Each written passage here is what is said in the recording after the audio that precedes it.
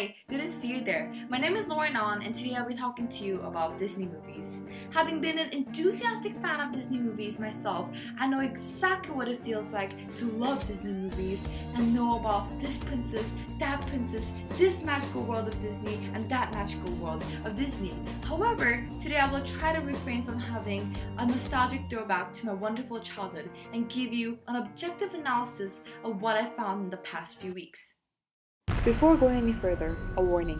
The revelation this video will make of the Disney movies can be traumatizing for some crazy Disney fans, but it is about time the truth comes to surface. Let us protect our children. So what is it? What is it about Disney movies that I have had such a traumatic experience with? It's the fact that Disney movies seem so innocent, innocuous, and wonderful, but actually in fact it can be quite racist. There are several different ways in which Disney movies can be very racist. However, this movie will only focus on two groups of people. Firstly, the African Americans, and secondly, the Native Americans. The first group of people that we'll be looking into are African Americans. And for them, I've analyzed mainly two videos. Firstly, Tarzan, and secondly, Dumbo. We'll first look at a clip from Tarzan to start off our analysis for African Americans. Do I ask you 20 questions? What's all the hooting and hollering about? Some humans captured Tublat, and they're gonna take him away. Far away.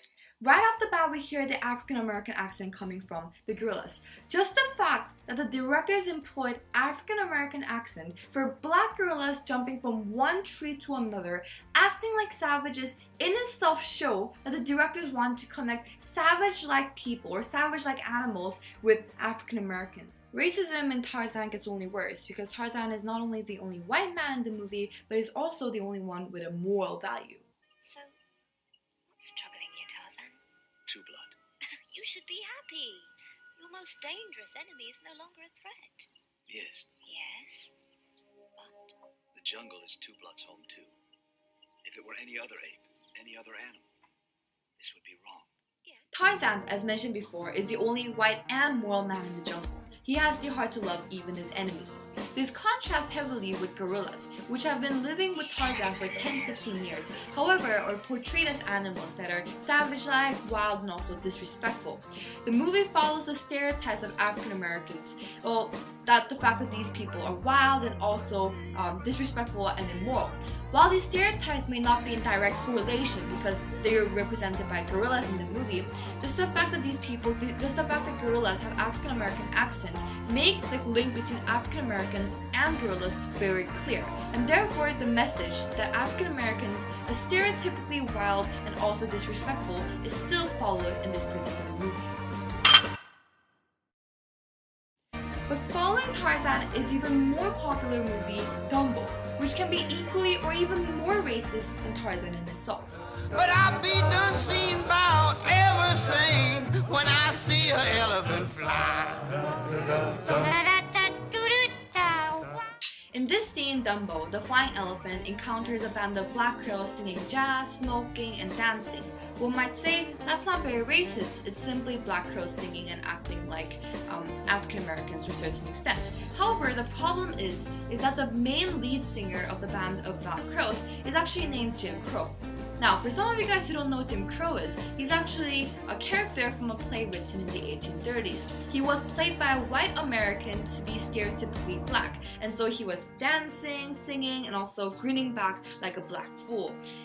That seems very similar to this particular scene in Dumbo. The reason why that seems so racist is because it completely negates the fact that black Americans can also be as sophisticated as white Americans. Now, this kind of scene only elaborates on the fact that African Americans can only be entertainers or dancers and singers. The next clip from Dumbo is actually a song. It's called The Song of the Roustabouts. Work all day, we work all night, we never learn to read or write. We're happy-hearted roustabouts.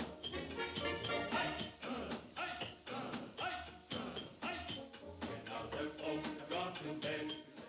a racist song in a racist movie indeed. Now there are just a few clarification points that I wanted to make sure that you guys are truly getting how racist this particular scene is. Now firstly, obviously this scene and the roustabouts are representing the African American population. They are alluding to slaves, they're also black in skin. Now, only if it ended there it would not have been so racist. However, the second point goes is that none of these African American population, none of these roustabouts have any facial features. Contrary to these African Americans, the animals, even Dumbo or crows or the elephants riding and working, even they have facial features. And in literature and media, oftentimes having a face equals out to having an identity, having power. And therefore, obviously this Dumbo in a film is showing and representing the fact that animals are even higher in a caste system than the African Americans. But thirdly, this is the most important part. If you've listened to the lyrics properly, go back if you didn't catch it right away. The African Americans are portrayed as people that never learn to read or write, or have to even work while everyone else is sleeping. But this is a hasty generalization of the African American population. While it is true historically that a lot of African Americans were slaves and therefore had to work for days and hours the white Americans did not, it's not exactly true in today's status quo. Neither was it true for everyone in the population at the time, and therefore only showing a part of a population and saying that these people represent the entire black American population is quite racist. Now the next group to be analyzed in this movie are Native Americans, and we'll be analyzing the first movie, Peter Pan, and secondly, the bedtime stories.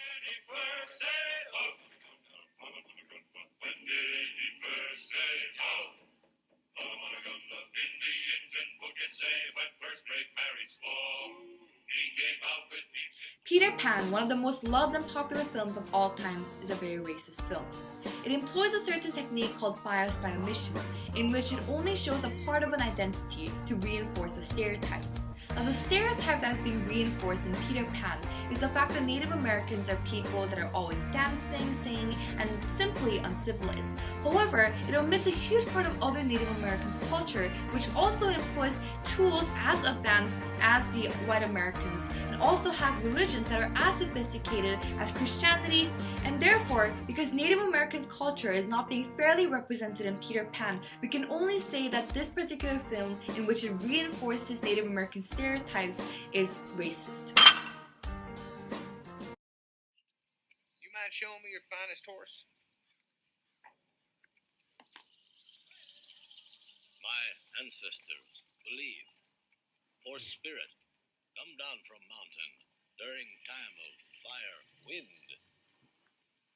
Many brave warrior walk trail of moon bear. Okay, yeah, look, I just want to see your finest horse. Last but not least, Bedtime Stories is a very racist film, in which it only shows that the directors wanted to use the main character's face to look and portray how exactly they felt about Native Americans.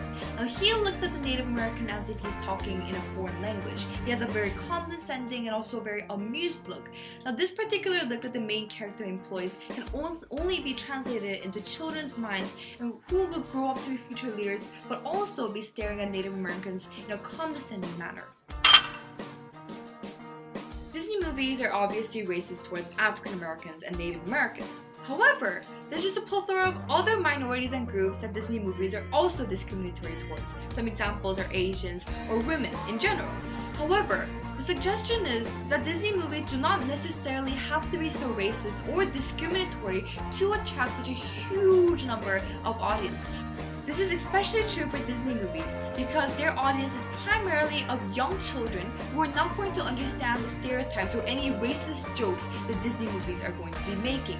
And so what I suggest is that Disney movie directors just remind those script writers that they have to refrain from being stereotypical or too racist, and just go through the script once again before filming or doing any production to check if it's racist or biased in one way or the other. It's as simple as that, and that's all it's going to take to raise better citizens of our future. And therefore, I ask you to find misery in Disney, especially regarding racism, and find a better and more jolly society for all. This is Lauren Hyunsun Ahn from Misery and Disney, and I hope to see you guys again very soon.